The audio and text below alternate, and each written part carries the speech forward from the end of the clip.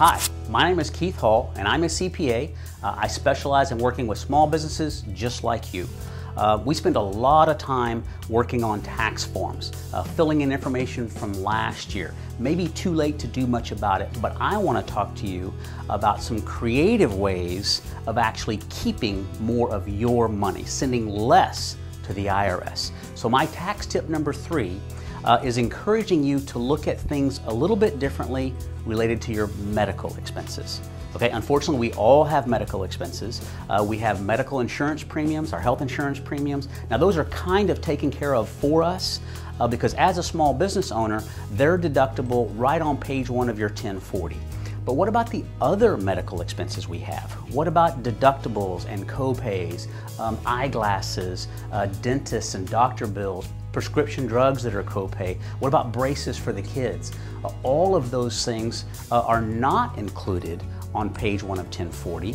You may know that those go on the very top of Schedule A, itemized deductions. The bad news is they're limited. Only the amount that is over 7.5% of your adjusted gross income ever gets deductible. Most of us don't get any benefit for the cost of those braces or our eyeglasses because they get limited. Most of it ends up being zero. Now, what if we could find some place on our tax return to move that money off of Schedule A to some other place where it will be deductible? Now, that could save us some tax dollars. So here's what I want you to think about. I want you to think about a health reimbursement arrangement, or HRA plan. Now, these are authorized under IRS Code Section 105. Now, the only reason I mention the code section, not to make you fall asleep, but your accountant or your tax guy may not be aware of how this can help you. But here's what HRA 105 plans, how they work. Okay, a company adopts a health reimbursement arrangement for the benefit of their employees. These are available because Congress has recognized that not all businesses can afford a big Blue Cross Blue Shield plan for all their employees, or an Aetna plan. So these plans allow for the employees to go out and spend their own stuff. They pay for their own doctor visits, their own health insurance. The company then reimburses the employee under the health reimbursement arrangement, okay? Now, here's what happens. All of those reimbursements, the check the company cuts back to the employee, are not taxable income. They don't go on the employee's tax return anywhere, but they're fully deductible for the business. Okay, now you may be saying, how does this affect me? I'm just a small business person. I don't have any employees.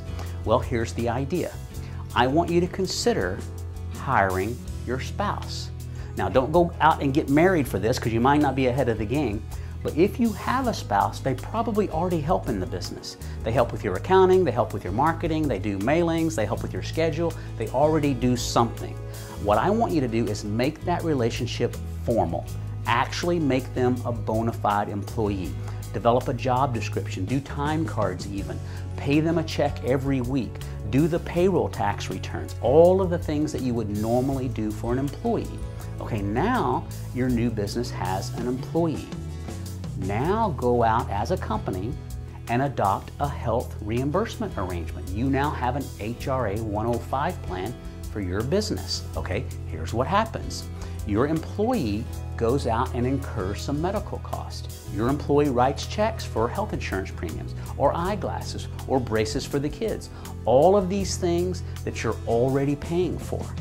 Now your new employee comes to their boss, you, now be careful making your spouse call you the boss because you might get in trouble there, but your spouse comes to their boss with the receipts and you reimburse them.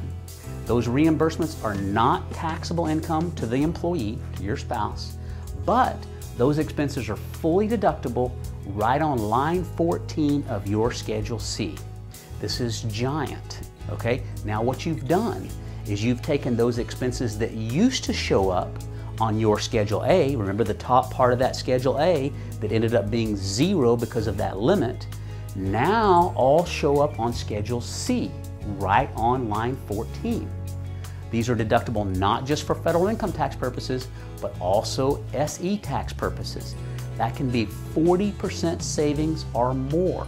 Now, the average cost for a family of 4 of those type of expenses, non-health insurance premiums, is about $7,200.